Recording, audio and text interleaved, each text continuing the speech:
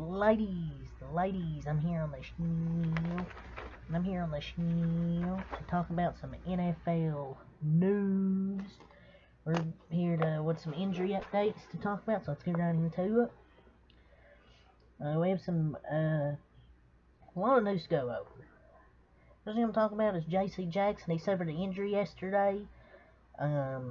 It's a ruptured patellar tendon for J.C. Jackson, the Chargers cornerback who they signed in free agency, who is out for the season, a terrible injury. So it's confirmed he has a ruptured patellar tendon, which is a big loss for that secondary. They signed for that big contract. He hasn't lived up to that contract this year. Hasn't been great, but still lost that secondary though regardless. With the ruptured patellar tendon, so he's out for the year after he was stabilized in that cast. I was wondering why, but yep, he's out for the year, which is a loss to that Chargers defense right there. So we'll see how their defense looks without J.C. Jackson. Hasn't looked great with him, but we'll see how it looks without him. Giants offensive tackle Evan Neal's expected to miss 3 to 4 weeks because of his MCL injury per source. All in all, good news. I thought it was a lot worse. I thought it could have been maybe a torn ACL or something. For Evan Neal, the Giants' first round pick. But fortunately, it's only a 3 to 4 week injury instead of the whole season, because they'll need him on the offensive line, a big key of that offensive line. And he's only missed 3 to 4 weeks because of that MCL injury. So he might miss at least the next 2-3 games. But all in all, good news. Could have been a lot worse for Mr. Neal, the standout offensive tackle for the Giants.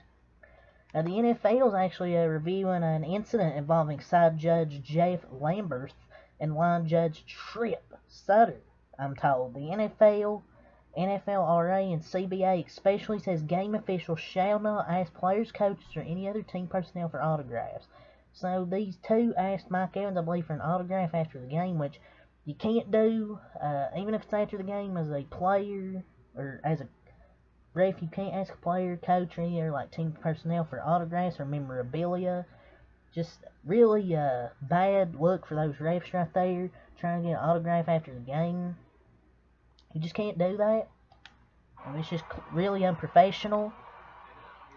You just can't do that. So the NFL's going to review this, and I wouldn't be surprised to see a fine or a suspension for these two referees. I would definitely not be surprised to see a fine or a suspension. So yeah.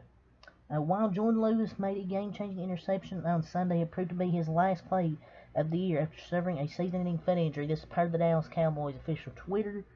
So Jordan Lewis made that game-changing interception, which when it was Tennessee, it's got a big interception. But unfortunately, he injured his foot. It's a season-ending foot injury. His last play of the year. He was balling out this year, having a pretty good season. And unfortunately, his season is going to be cut short due to a season-ending foot injury. So really unfortunate for Jordan Lewis. He was having a really good year this year. So we'll see how the defense looks without him. DaRon Bland will have to step up. I really think he's going to be a game changer. I really do. So hopefully he does good in the absence of Jordan Lewis.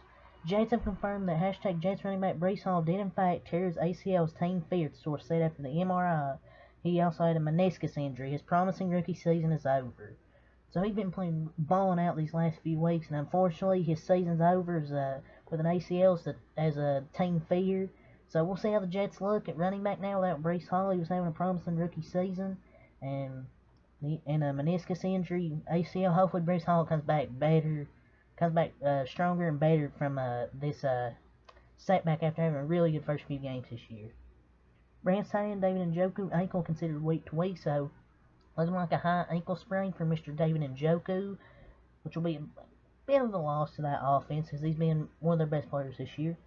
Pete Carroll says DK Metcalf will not need surgery on injured patellar tendon, no timetable for return. It was a weird injury, like it looked like he ruptured his patellar tendon, but it's just a patellar tendon strain, so good news there for Seahawks fans and that Seattle receiving core right there. DK Metcalf won't need surgery, but no timetable to return. So we'll see when there's a timetable that he's able to come back. Patriots quarterback Mac Jones is poised to make his return. He took all the first team reps Saturday and Sunday, I believe.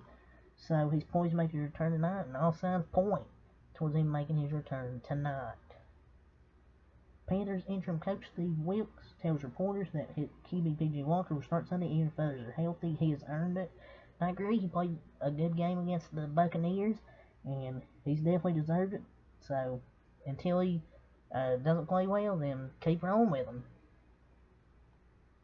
Major move for the Colts. They announced QB Sam Ehlinger will start Sunday versus the Hashtag Commanders. This is part of Matt Ryan has a grade 2 shoulder sprain or something like that.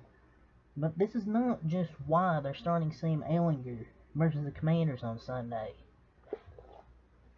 To clarify, the Colts are making the switch at QB. They were making the switch regardless of Matt Ryan's injury. The plan is now for Sam Ehlinger to be the starting quarterback the rest of the season. Which is, they paid Matt Ryan, like, they gave him this 2-year contract, and now he's benched 6 games of the year. Kind of due to injury, but it's kind of because of his poor play. The Colts front office just a mess. We'll see how Sam Ehlinger does. It's not only Breece Hall. Jets hashtag Jets coach Robert Saleh announces that standout offensive lineman Aaliyah Vera Tucker will miss the rest of the season with a torn triceps. So, some really bad news for the Jets here.